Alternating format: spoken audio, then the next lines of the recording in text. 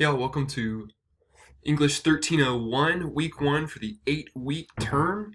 So what I want to do with these videos is give you a brief overview of everything that you need to know for the week, all the things that you need to accomplish, some helpful tips, and just ways that you can contact me.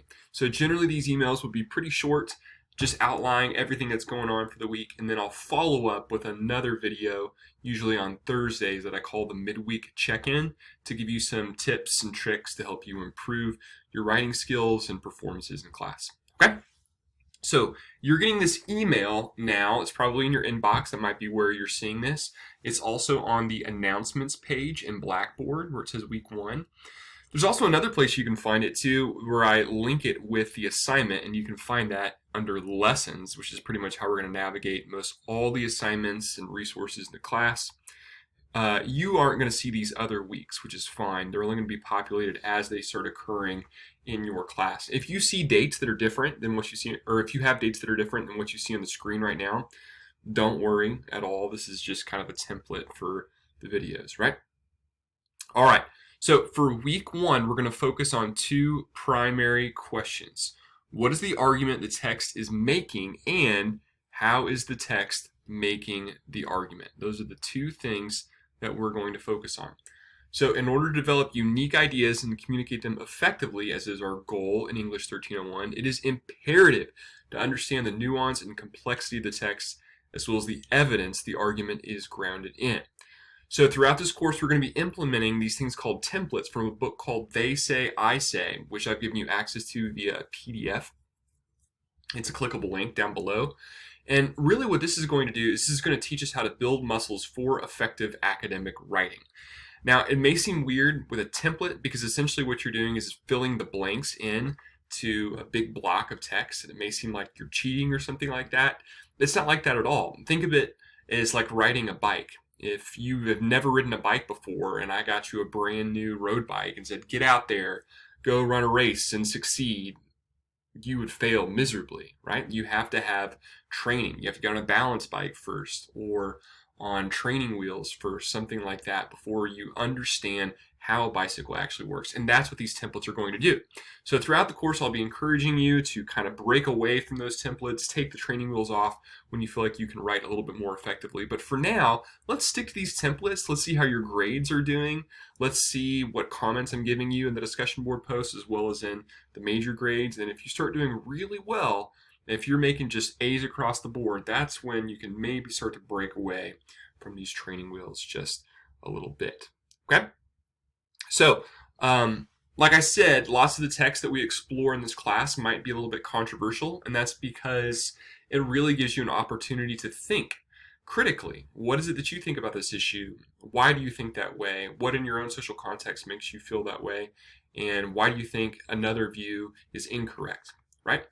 And that's on purpose, right? That's on purpose. Instead of giving really bland ideas about, what brand of light bulb is best, who cares about that, right? You may feel yourself getting upset or passionate about these ideas. That's awesome. Use that as fodder for your writing, okay? Don't shy away from the controversy. Just be respectful for all your classmates, and we'll be just fine. So we're just warming up this week, so I want you to read through the introduction and chapter 1 of They Say, I Say, which we'll find this down here as a clickable link. So go through those.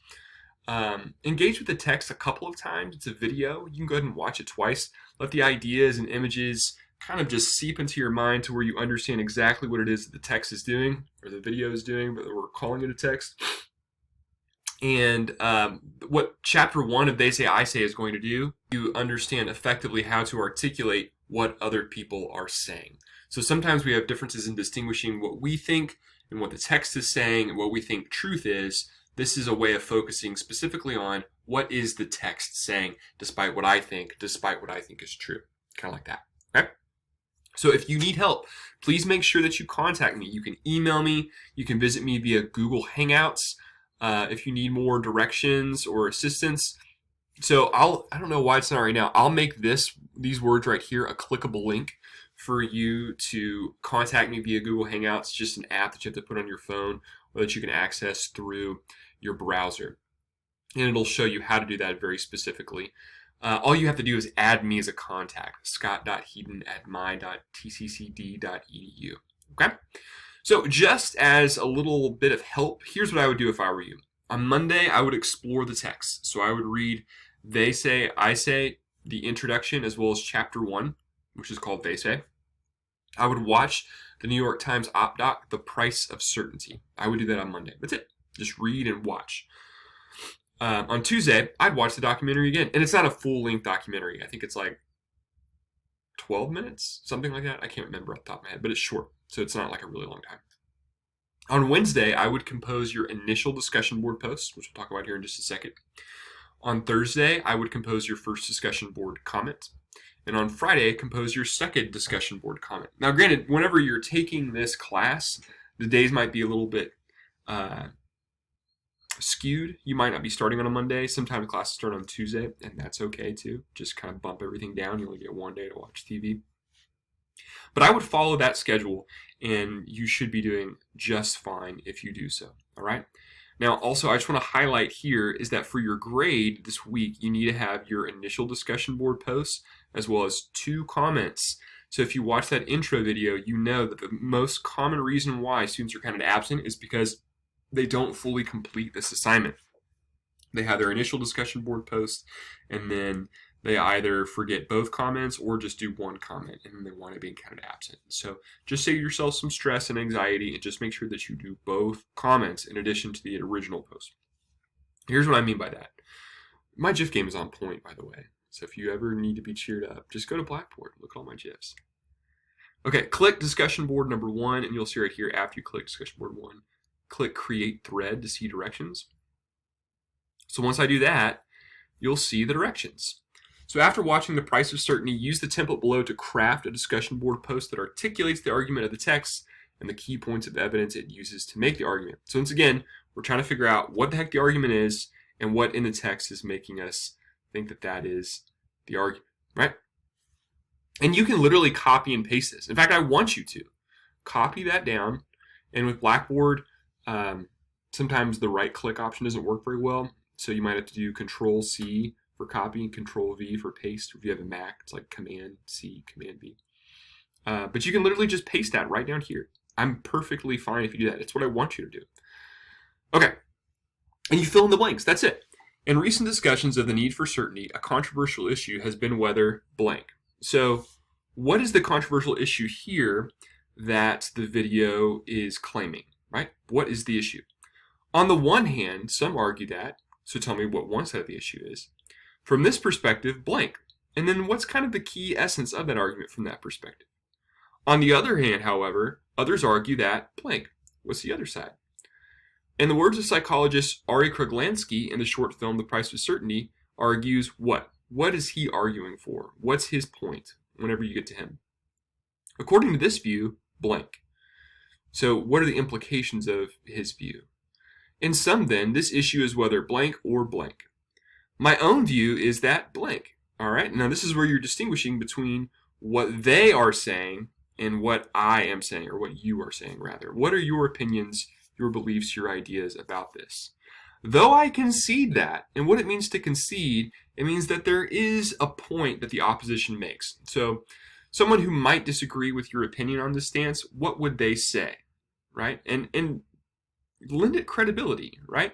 Because we know that there are reasons that people believe particular things, right? What do you concede?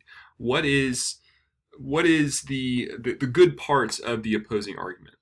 I still maintain that blank. So even though they think you're wrong, you still think you're right.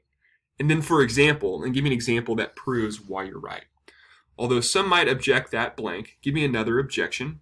I would reply that blank. This issue is important because blank. Okay? So overall, these are, someone is calling me right now. That's my wife. Decline. Oh, I'll call her back, don't worry. Okay, so a couple things that you need to know. When you respond to your classmates, the 2 classmates, by assessing their overall argument, make sure to address the argument of your peer.